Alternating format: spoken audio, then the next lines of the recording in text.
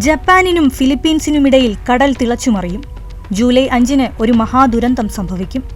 ലോകത്തെയാകെ ഭീതിയിലാഴ്ത്തിയ പ്രവചനം കേവലമൊരു പ്രവചനമെന്ന് തള്ളിക്കളയാൻ വരട്ടെ.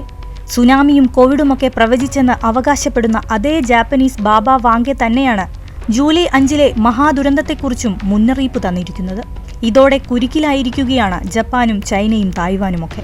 റിയോ തത്സുഗി ഒരു ജാപ്പനീസ് മാങ്ക ആർട്ടിസ്റ്റാണവർ. ഫ്യൂച്ചർ ഐസോ എന്ന തന്റെ കൃതിയിലൂടെ പ്രവചനം നടത്തുന്നതാണ് രീതി.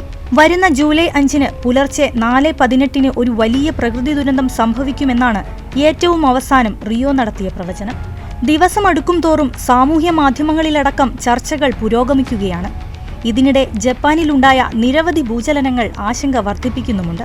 റിയോയുടെ പ്രവചനത്തിന് ശാസ്ത്രീയ അടിത്തറയുണ്ടോ എന്ന് ചോദിച്ചാൽ അങ്ങനെയൊന്ന് ഇല്ലതാനും. റിയോയും ആരാധകരും അവകാശപ്പെടുന്നതുപോലെ 2011 സുനാമിയെക്കുറിച്ച് ഇവരുടെ കൃതിയുടെ കവർ പേജിൽ രേഖപ്പെടുത്തിയിരുന്നു.